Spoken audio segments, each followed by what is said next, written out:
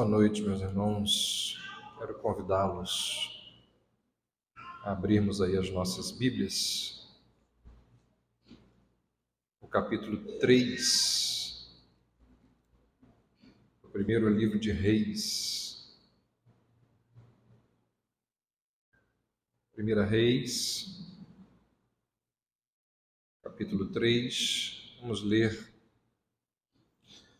apenas o verso de número 28 e vou pedir que você mantenha aí o texto bíblico aberto para a gente ir acompanhando a exposição bíblica. 1 Reis 3, 28 diz: Todo Israel ouviu a sentença que o rei havia proferido,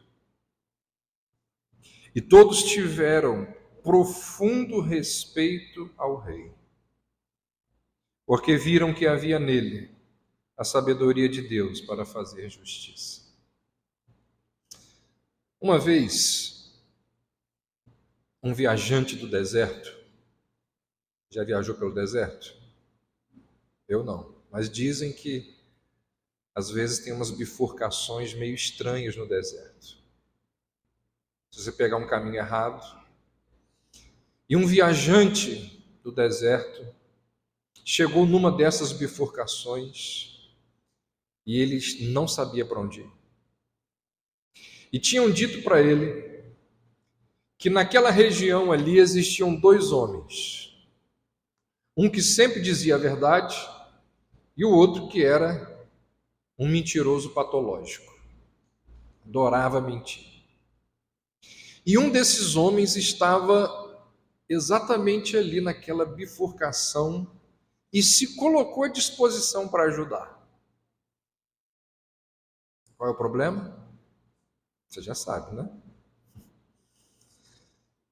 O viajante não sabia qual dos dois homens ali que estava diante dele, se era o mentiroso ou se era aquele que falava a verdade.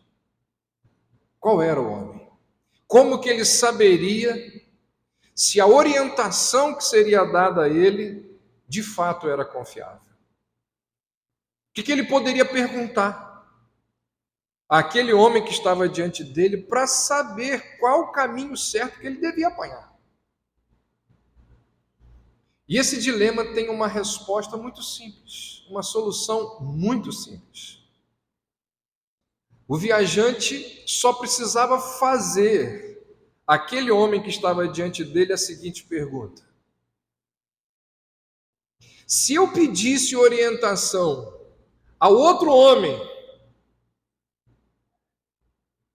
qual caminho você acha que ele me diria para seguir? Porque assim que aquele homem respondesse, o viajante saberia que deveria pegar a outra estrada. Por quê?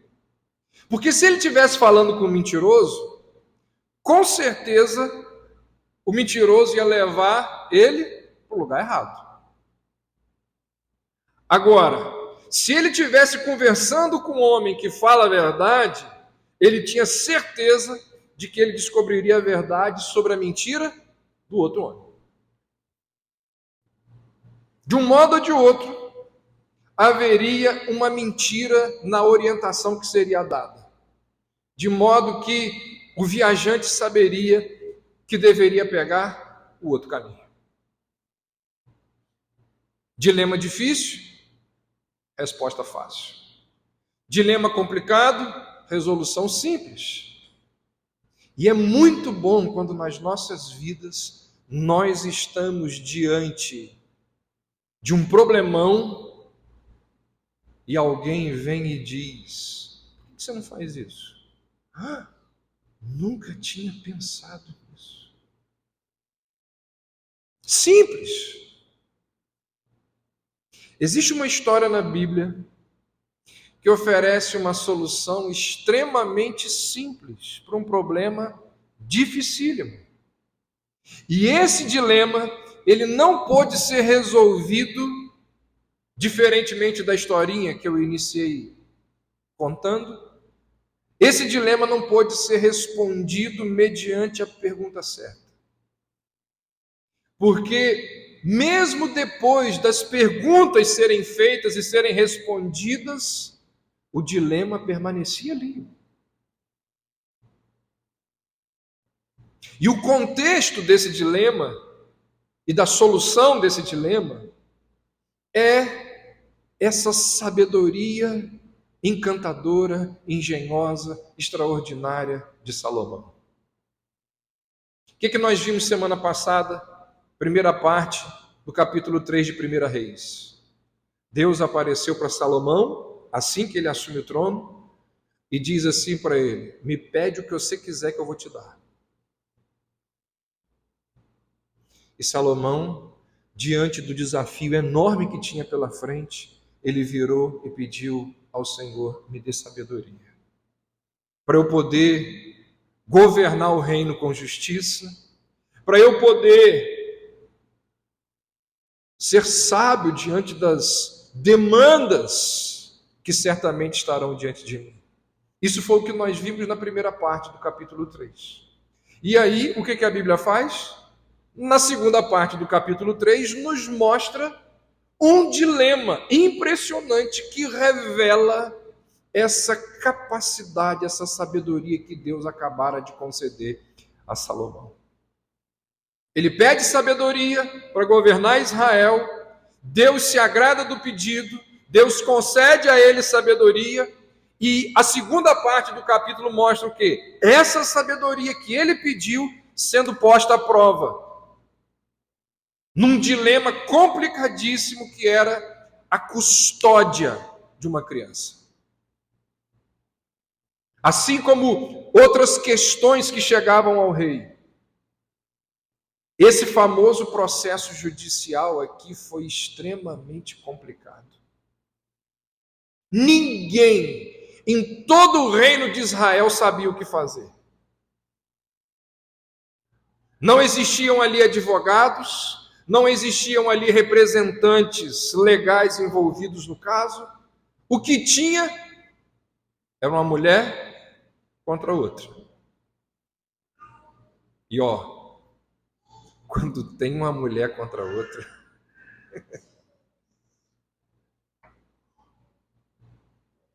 olha o que diz o verso 16. Vieram 2 prostitutas ao rei e se puseram diante dele.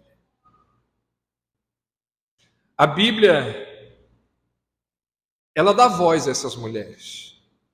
E a Bíblia permite que ambas apresentem o relato da situação. A primeira, que era ali a demandante, e o testemunho dela está aqui nesses versos. Vamos ler, a partir do verso 17. Disse-lhe uma das mulheres: ah, Senhor meu, eu e esta mulher moramos na mesma casa, onde dei à luz um filho. No terceiro dia, depois do meu parto, também esta mulher teve um filho. Estávamos juntas. Nenhuma outra pessoa se achava conosco na casa. Somente nós 2 estávamos ali. De noite, morreu o filho dela, porquanto se deitara sobre ele. Levantou-se à meia-noite, e enquanto dormia tua serva, tirou-me a meu filho do meu lado e o deitou nos seus braços. E a seu filho morto, deitou nos meus. Levantando-me de madrugada para dar de mamar a meu filho, eis que estava morto. Mas reparando nele pela manhã, eis que não era o filho que eu dera à luz. Essa mulher está descrevendo uma cena extremamente comovente. Uma cena de dar pena. Uma cena que, se os grandes produtores aí de filmes apanharem, leva muita gente às lágrimas. O testemunho dela tem detalhes que são chocantes. Ela vai falando E ela nos leva, ela nos conduz para dentro de um prostíbulo, lá naquela zona de meretrício, ali nas cercanias de Jerusalém. Naquela noite, não existiram clientes. Só as duas, solitárias, e seus filhos ali recém-nascidos. Na manhã seguinte, ela tem um choque, um trauma. O bebê ali no seu peito, morto. Só que uma mãe conhece o próprio filho. A mãe sabe as características, a feição, os detalhes, o nariz, a orelha. A mãe conhece os filhos. E quando ela faz ali um exame minucioso,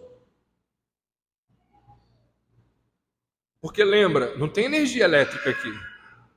Ela não consegue olhar muito bem de madrugada, mas quando vem a luz matutina e ela olha, ela diz: não, esse aqui não é o meu. Esse aqui não é o meu filho. E aí então ela se dá conta da verdade que ela se custa acreditar. É algo impressionante. E ela chega a essa conclusão. Em algum momento, durante a noite, a outra lá se virou sobre o próprio bebê.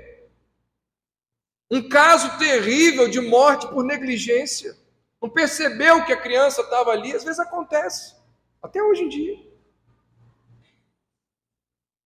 E logo em seguida, com uma inveja marcada por desespero, aquela mulher que perde a criança, ela vai lá no escuro e troca os bebês e traz então a criança viva para o seu próprio peito e deixa a outra mulher com o cadáver.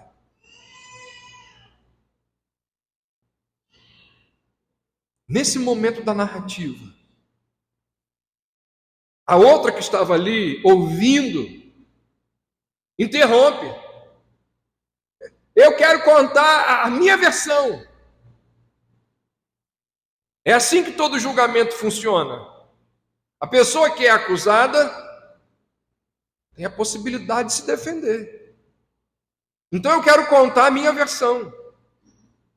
E aí, nesse caso, a ré começa a questionar o relato que estava sendo feito ao rei pela primeira mulher.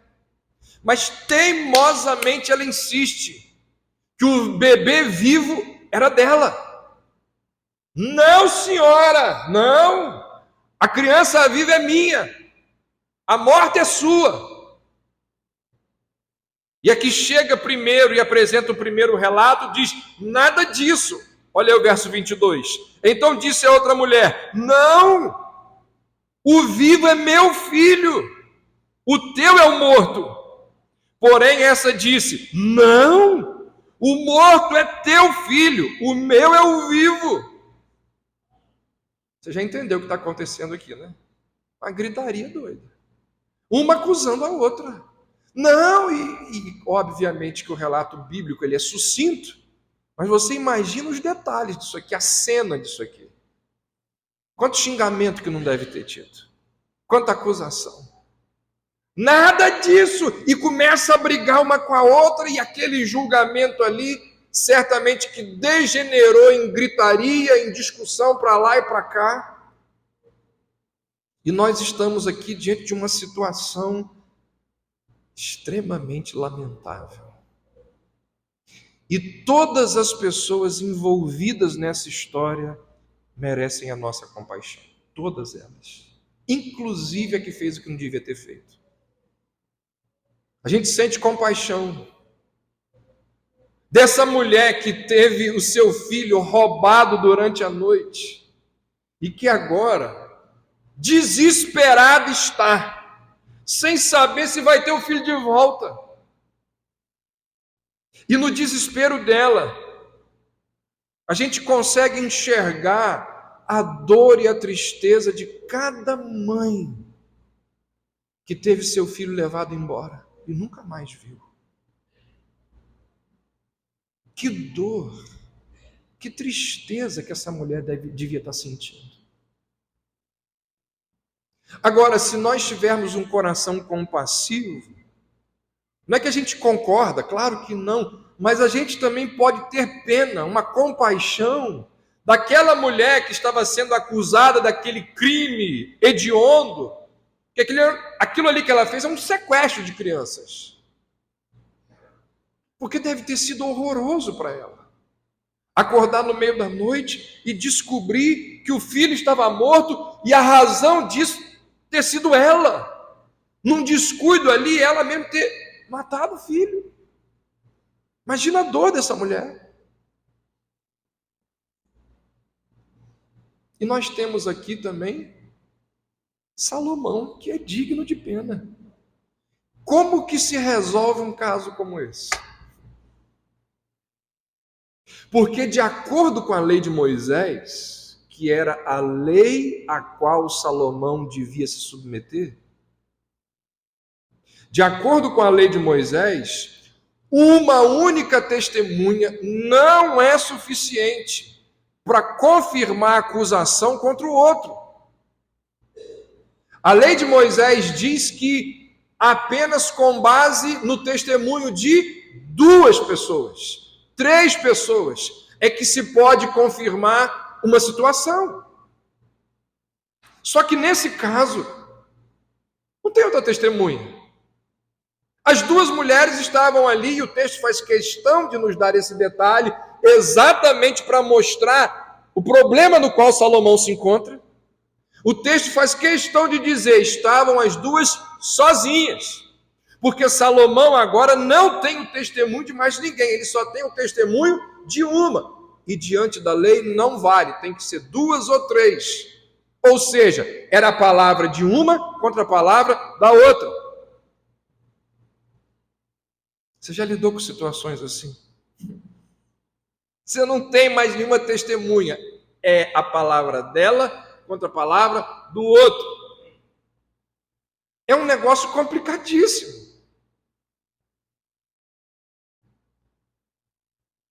A mãe está lá na cozinha, preparando a comida. Chega os 2 filhos. Ô mãe! Aí conta uma coisa, aí vem o outro, conta a outra. E aí? É a palavra de um contra o outro. Foi ele, não foi ela. Foi ele, foi ela. E normalmente volta os 2 para o quarto com a marca de Havaiana. Você não sabe o que você faz. Professores passam por dilemas semelhantes em sala de aula. Às vezes acontece do patrão se deparar com uma situação onde chegam ali os 2 funcionários trazendo uma demanda um contra o outro. Não tem câmera, não tem gravação, o que tem é desavença entre eles. Você faz o quê? Existem situações assim. Eu nunca passei, como pastor, por uma situação complicada assim. Algumas, mas nada parecido. Mas eu sei de amigos que contam de situações que há momentos em que parece que a única pessoa que realmente conhece a verdade é Deus. Já contei essa história aqui, mas faz tempo, vou contar de novo. Uma vez um casal foi se aconselhar com um rabino, e o rabino sabiamente falou assim, primeiro eu vou ouvir um, depois eu vou ouvir o outro. E era na casa do rabino. E a mulher do rabino foi lá para trás da porta,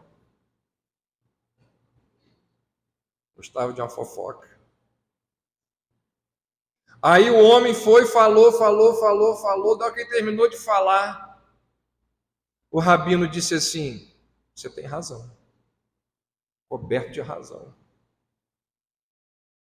Aí ele saiu, veio a esposa, falou, tudo contrário do que o marido falou, e quando ela terminou de falar, o rabino disse, a senhora tem razão, está cheia de razão. Despediu dele e foi embora. A mulher dele falou: olha, você me desculpa, eu não aguentei, eu fui para trás da porta. Eu ouvi tudo. Eu quero entender o seguinte: o marido falou uma coisa, você disse que ele tem razão. Veio a esposa, disse tudo completamente diferente, você falou que ela tem razão. Como assim? Aí ele disse para a esposa: você tem razão. Existem situações que só Deus, a gente não sabe. Qual a mulher que estava dizendo a verdade? Nós estamos numa posição extremamente confortável, porque nós lemos e conhecemos essa história aqui.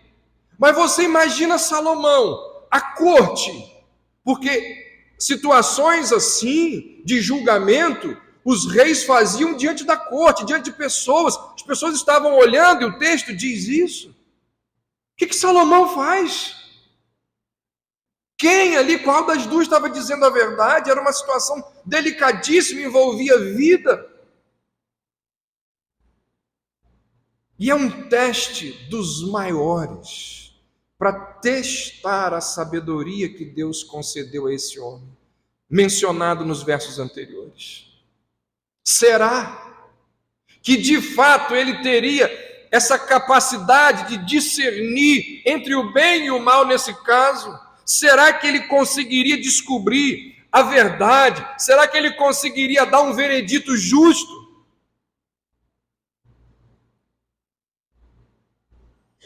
No meio daquela gritaria ali daquelas mulheres, elas estão berrando uma com a outra ali, gritando, gritando. Eu imagino a cena: Salomão vira para um soldado e chega perto: traga uma espada. É o que diz aí o verso 24, olha aí. Disse mais o rei: trazei-me uma espada. Saem os gritos das mulheres e aparece aquele silêncio ensurdecedor. Você imagina a surpresa dos servos, dos soldados, das pessoas e das próprias mulheres que estão ali diante da ordem do rei. O que Salomão quer fazer com uma espada? Como assim? A espada é trazida diante do rei e ele dá uma ordem surpreendente. Verso 25. Disse o rei: dividi em duas partes o menino vivo e dá metade a uma e metade a outra.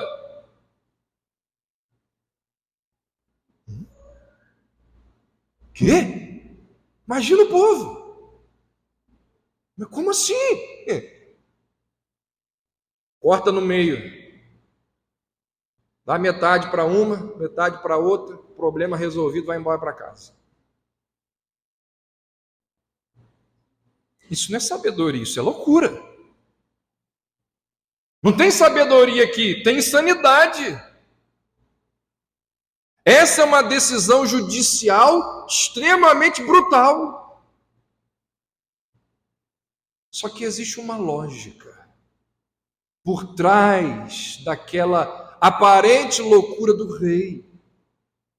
É óbvio que Salomão nunca pretendeu que a sua ordem fosse executada. O que Salomão queria era aplicar um teste para executar e mostrar ali, o teste ia revelar o coração da verdadeira mãe, o coração de cada mulher. Ele estava com aquela ordem, executando esse teste, queria revelar o que de fato estava no coração daquelas duas mulheres.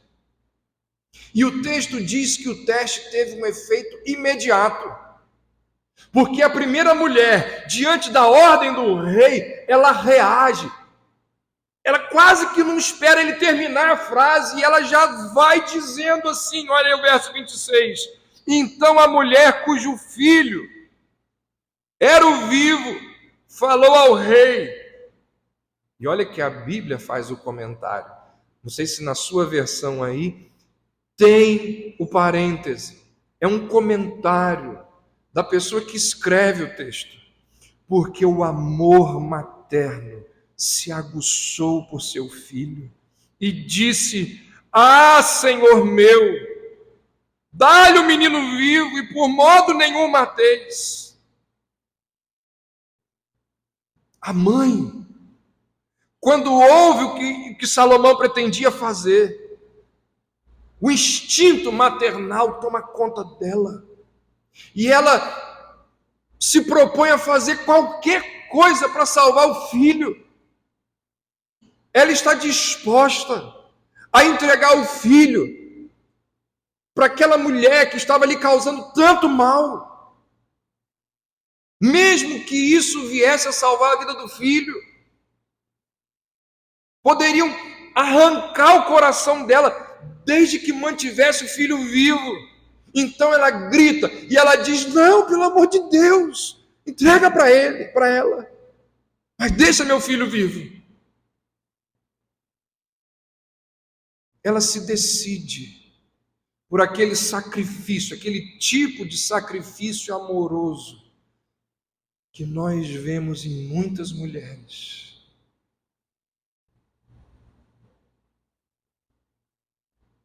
Que entregam seus filhos, muitas vezes através de doação.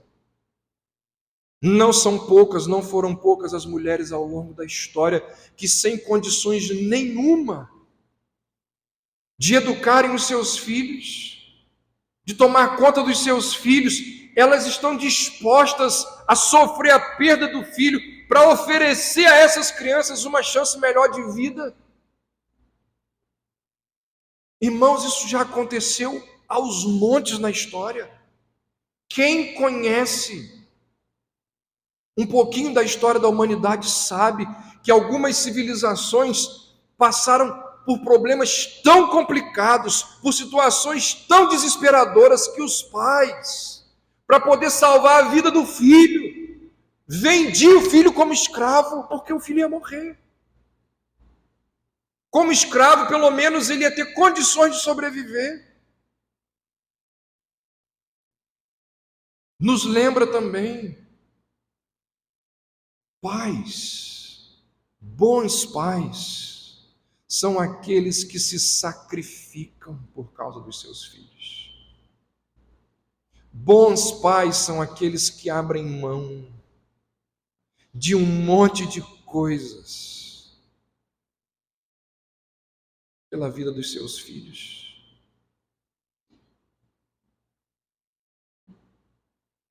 Só tinha um pedaço de pudim hoje, lá na sobremesa, na reunião, no almoço, comemorando o Dia das Mães. E quem não tinha comido ainda? A mãe.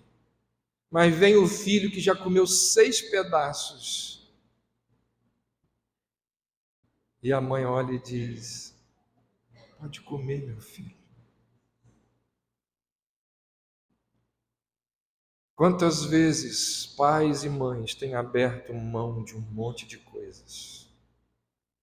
Quantas mães têm aberto mão de carreiras por causa de seus filhos?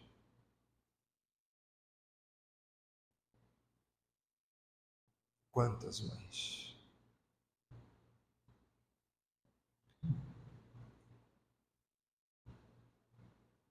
Fria e cruelmente, a outra mulher vira e diz, final do verso 26, nem meu e nem teu, que seja dividido. Consegue entender isso? Na amargura da sua dor, por ter matado o filho durante a noite, e ver que a outra lá ainda tinha o filho dela, ela diz assim, então que morra. Isso é o que, gente? Inveja. A inveja faz isso. Já que eu não posso ter o que você tem, então eu quero destruir o que você tem. Isso é inveja. Já que eu nunca vou ter ou ser o que você tem ou o que você é, eu acabo com você. Eu destruo aquilo que você tem. seja matando, seja denegrindo a sua imagem. Isso é inveja. De forma fria, cruel. Ela acaba de ver ali aquela mãe que está já há horas desesperada. E vê aquela mãe dizer: não, pelo amor de Deus, deixa meu filho vivo. Aí a outra, ela tinha que no mínimo ficar quieta. Mas ela revelou o coração mau. Ela diz: nem eu nem você, mata. Parte no meio, me dá um e leva você.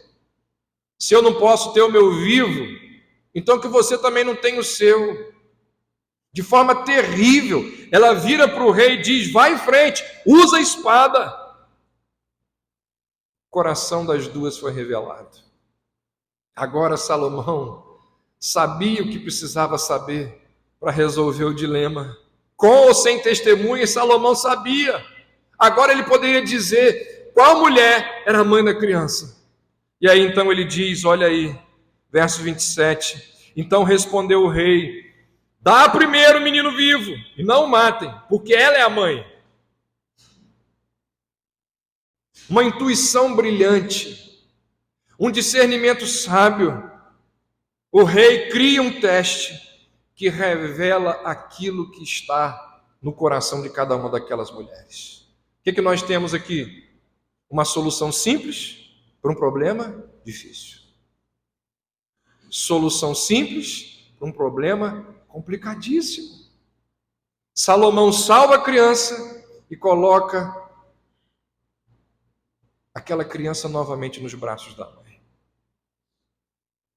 E aí o último verso é o que nós lemos no início. O texto vai dizer que quando o povo viu a solução que Salomão deu para o caso, as pessoas ali ao redor do trono, elas ficaram encantadas, atônitas. Todo Israel ouviu a sentença que o rei havia proferido e todos tiveram profundo respeito pelo rei, porque viram que havia nele a sabedoria de Deus para fazer justiça. O semblante das pessoas ficou assim: nossa, que solução! Descobriu quem é a mãe verdadeira. A justiça foi feita. O rei, de forma sábia, chegou a um veredito encantador. Ninguém ali tinha a menor dúvida de quem era a mãe verdadeira. Depois que o rei falou, tudo pareceu muito simples. A notícia se espalha. Tudo quanto é parte do reino. As pessoas ficam deslumbradas. A história é contada, vai passando lá nos grupos WhatsApp de Jerusalém a notícia do rei, do que o rei tinha feito. Se Salomão tinha sabedoria para resolver esse caso, certamente que ele tinha sabedoria para resolver qualquer outro problema. E aqui nós temos a comprovação de que as orações de Salomão, por sabedoria, que estão registradas lá no início do capítulo, de fato foram ouvidas por rei, por Deus. O rei tinha ali recebido discernimento para governar o povo. Todos reconhecem a sabedoria divina sobre ele, de modo que eles honram o seu rei por ter a sabedoria de Deus. Comprovado está que ele é o homem certo para governar Israel. Num dos seus provérbios, um dos mais famosos, Salomão vai dizer assim: a glória dos reis é investigar as coisas, é ter a capacidade de observar tudo e ser justo. Isso dá glória a um governante. Num outro provérbio, Salomão diz: um rei que se assenta no trono para julgar, analisa cuidadosamente todo o mal com seus olhos. Provérbios 20, verso 8. Salomão foi esse rei. Alguém que diante dos dilemas, dos problemas, tinha a capacidade de investigar o mal e dar vereditos justos. Quem dera que no Brasil nós tivéssemos homens assim, né? Quem dera. Que história. Que história, né? Impressionante. O que ela nos ensina? Primeiro, ela nos mostra que esse é um mundo repleto de injustiças. Que coisa feia, abominável que aquela mulher fez. Imagina, gente, quantas crianças que têm sido cortadas ao meio ao longo da história. Nós vivemos, num mundo repleto de injustiças. O mundo no qual nós vivemos tem muitas injustiças que passam impunes. O mundo no qual nós vivemos é um mundo onde pessoas se safam de serem castigadas por coisas tenebrosas que elas fizeram no meio da noite. Não poucas vezes, nós nos perguntamos e nós levantamos as nossas vozes ao céu e nós perguntamos: Senhor, até quando? O Senhor não está vendo a quantidade de injustiça que existe na nossa nação? A gente fica se perguntando se algum dia essas coisas vão ser endireitadas. Nós nos deparamos com situações as mais diversas nas nossas vidas, no mundo, que a gente não sabe qual é a verdade. Um diz uma coisa, outro diz outra coisa, e a gente não sabe. Quem está com a verdade? E nós sabemos que existem milhares, milhões de histórias que não tiveram um final feliz semelhante a esse aqui. Talvez você tenha uma história na sua vida de injustiça que não teve um final feliz. E às vezes você carrega com você um trauma, uma sequela, uma dor, por causa de uma injustiça. O mundo está repleto de casos onde alguém vem com a espada para fazer justiça, o bebê é cortado no meio e a justiça não é feita. Aos montes, tem aos montes. Não são poucas as histórias de enormes injustiças que existem, que acontecem todos os dias. No mundo encharcado de injustiça, o que nós mais queremos é que a criança inocente termine nos braços da mãe verdadeira. No mundo repleto de injustiças, nós queremos que o pecador que mentiu, que roubou, que defendeu o assassinato, nós queremos que essa pessoa seja levada à justiça e pague pelo que ela fez. Por que nós adoramos filmes, séries? Porque lá no final, no último capítulo, na última temporada, normalmente, o bandido paga pelo crime. E aí nós adoramos aquelas séries, por quê? Porque nós temos dentro da gente esse clamor por justiça. E aí quando a gente vê o bandido sendo morto, indo para a cadeia, pagando pelo que ele fez, a gente... Porque nós somos assim, nós queremos justiça. Só que nós sabemos que, na grande maioria das vezes, isso só acontece nos filmes.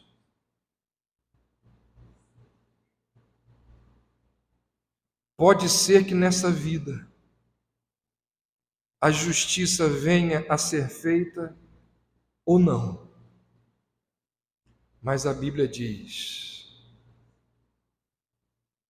que no final,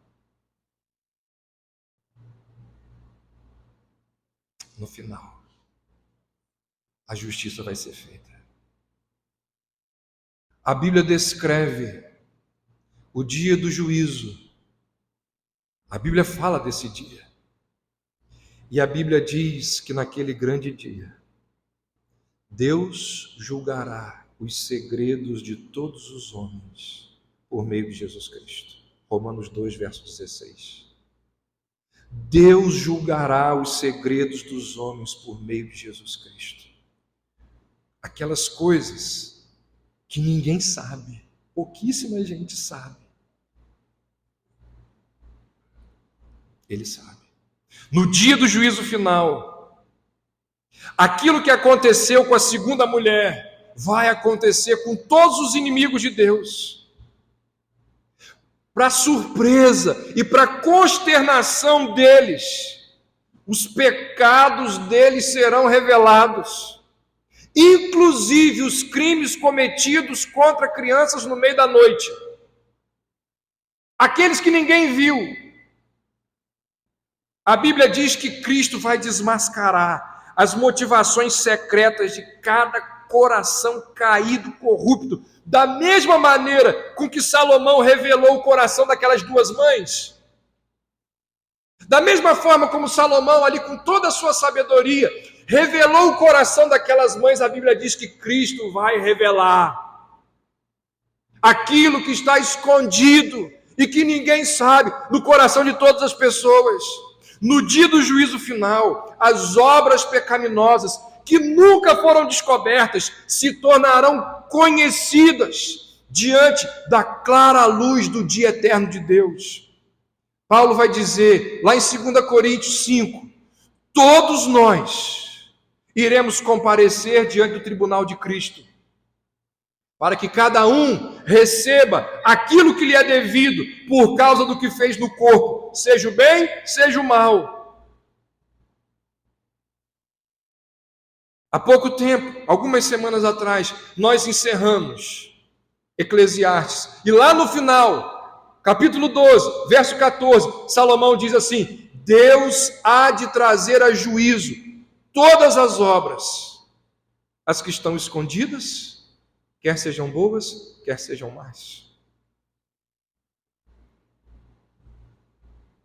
Irmãos, por vezes, as pessoas culpam a Deus pelas coisas de errado que existem no mundo. Genocídios, infanticídios, escravidão, campos de concentração, estupros, sequestros, e a gente poderia aqui continuar com a lista. Culpam a Deus. Só que a culpa dessas coisas não é de Deus, é unicamente do homem mau. Por quê? Porque Deus nunca está do lado da injustiça. No último dia, isso vai ficar evidente. Deus nunca esteve do lado da injustiça. E a Bíblia diz que Deus há de trazer a juízo e que o grande juiz, ele vai corrigir toda a injustiça que aconteceu nesse mundo.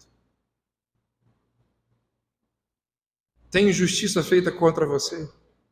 Se agarre nessa verdade. A Bíblia diz que Deus vai corrigir. Todo mal será castigado. Todo pecado será levado a julgamento. E aí, se as pessoas ficaram ali admiradas, não é? O texto diz que elas ficaram encantadas com o veredito de Salomão.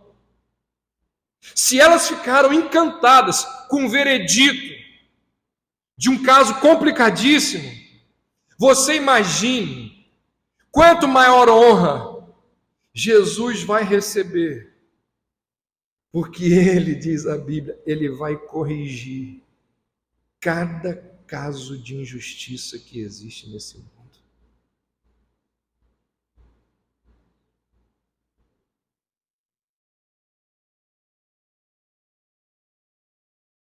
Você deve estar pensando assim, mas como que vai acontecer isso? Eu não sei. Mas que está na Bíblia, a Bíblia diz, cada caso. Lá em Apocalipse, cantamos aqui, lemos aqui na nossa liturgia. João descreve uma cena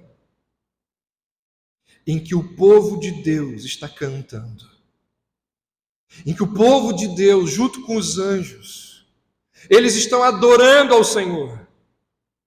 E sabe qual é a letra da música que está sendo entoada ali por aquelas pessoas?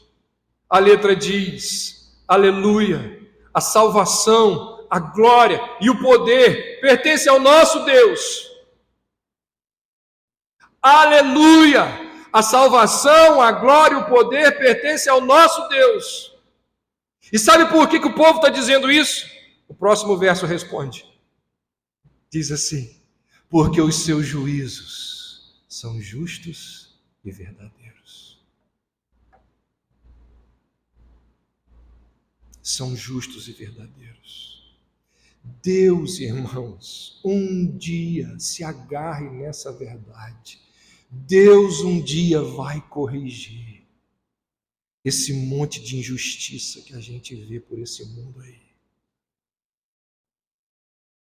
Esse monte de coisa errada que acontece vai ser corrigido, e diz a Bíblia que por toda a eternidade o povo de Deus vai cantar aleluia, salvação e glória a Ele, porque os seus juízos são justos e verdadeiros. Há em nós um clamor por justiça, porque esse é um mundo repleto de impunidade, e eu suspeito que nesse grande dia os brasileiros serão aqueles que vão cantar com mais entusiasmo. Eu, pelo menos, vou gritar muito larga.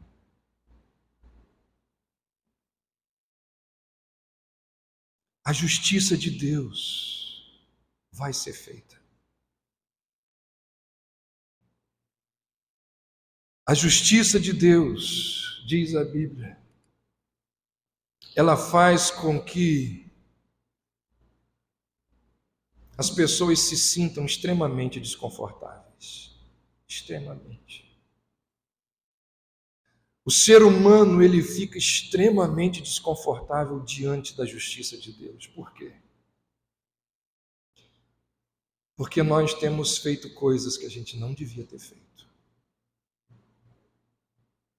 Nós ficamos extremamente desconfortáveis diante da injustiça, porque nós temos inveja daquilo que outras pessoas têm, e assim queremos tomar aquelas coisas que as outras pessoas têm, da mesma forma que essa mulher. A justiça de Deus deixa as pessoas extremamente desconfortáveis, porque as pessoas fazem coisas no meio da noite que a gente não esperava que elas fossem capazes de fazer. E quando elas fazem coisas no meio da noite, elas imaginam que ninguém vai descobrir. Você acha que aquela mãe imaginou que ela ia ser descoberta? Então, o que nós esperamos receber não é justiça.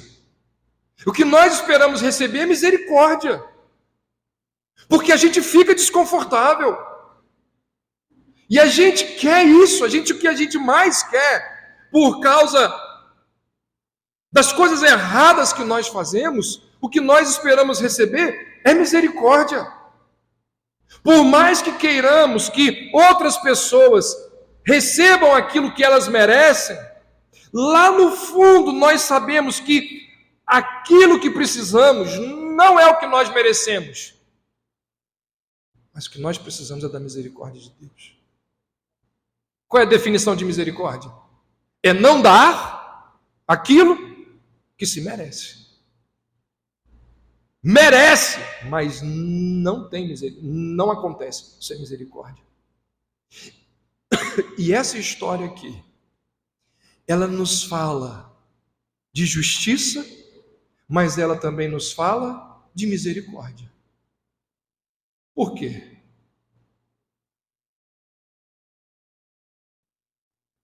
Aqui nós temos, em Salomão e nessa história, um vislumbre de misericórdia que aponta lá para a sabedoria e misericórdia de Jesus. Se você observar, está aí no verso 16, a história começa dizendo de duas prostitutas. A história começa dizendo, olha, vieram duas prostitutas ao rei. O que essas mulheres faziam? Vendiam o seu corpo para o sexo. Vendiam o seu corpo para pessoas que queriam fazer sexo com elas. A lei de Israel condenava essa prática de forma veemente. Ou seja, aquelas mulheres ali, elas não podiam fazer aquilo que elas estavam fazendo. Talvez alguém dissesse que elas não mereciam nenhuma justiça, porque elas eram infratoras da lei. Quando elas se apresentaram e alguém virou-se ali para Salomão e disse, olha, tem duas prostitutas aqui que querem apresentar uma situação a você. Salomão, quê? Prostitutas? Prenda as duas, não quero nem ouvir. Mas não. Ele gasta tempo com elas.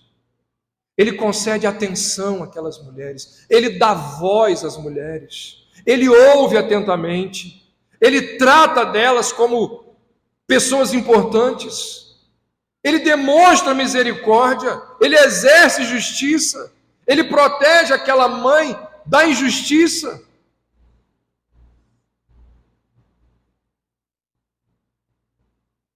Ele manifesta justiça, mas ele também manifesta misericórdia. No Salmo 72, escrito pelo próprio Salomão, Salomão diz que um rei justo acode ao necessitado que clama e também ao aflito e desvalido. Tem piedade do fraco e do necessitado e salva a alma aos indigentes.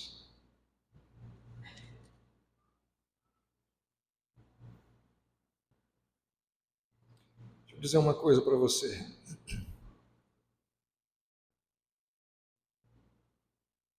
Deus vai trazer juízo sobre todas as injustiças. Deus vai trazer juízo sobre todos os atos errados cometidos no meio da noite que ninguém sabe. Mas só vai receber misericórdia dele aqueles que estiverem debaixo da cruz. Por quê? Porque a esses que vão receber misericórdia, o juízo foi feito na cruz. A cruz é o lugar onde o juízo de Deus recai, para que eu e você recebamos misericórdia.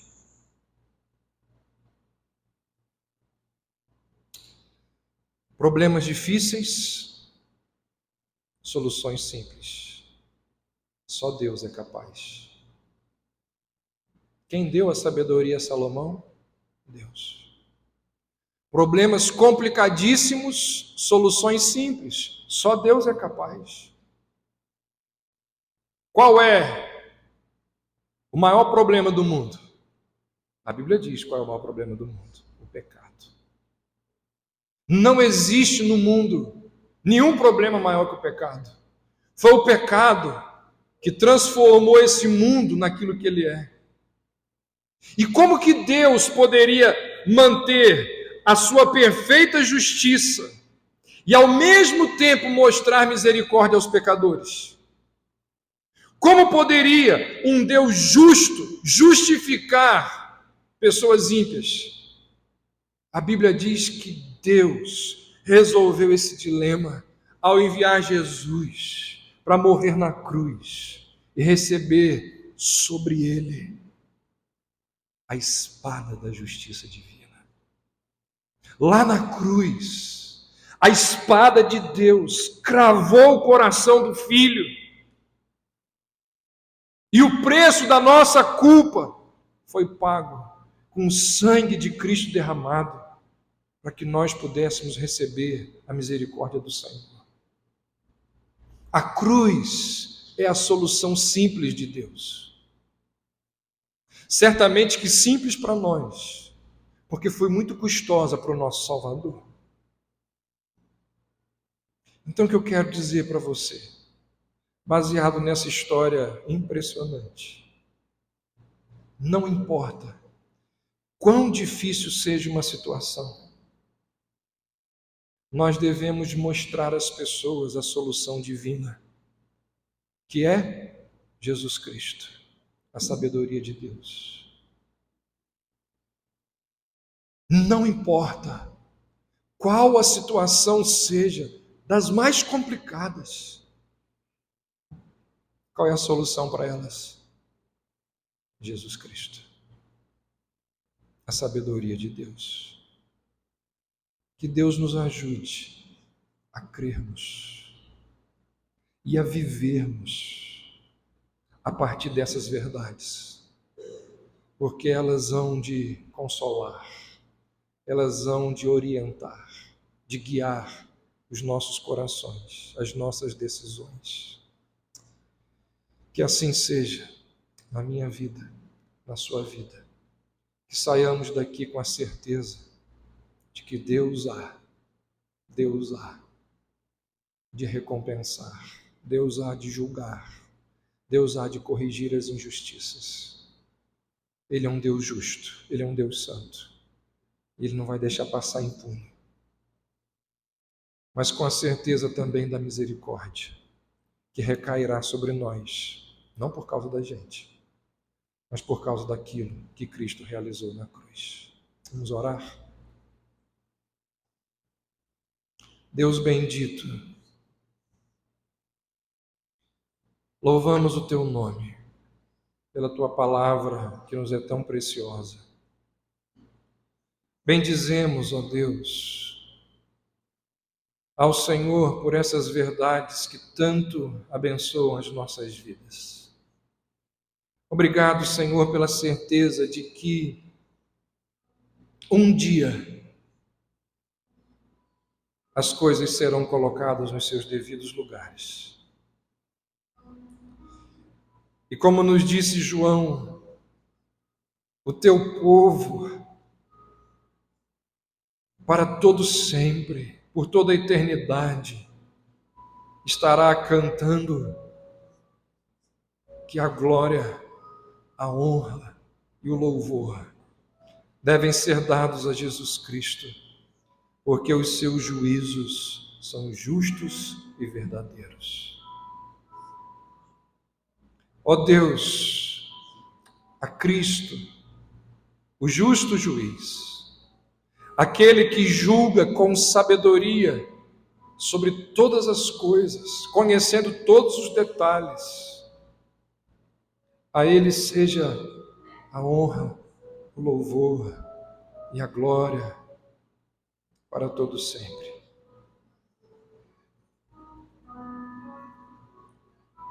E a Ele seja a honra, a glória e o louvor para todo sempre,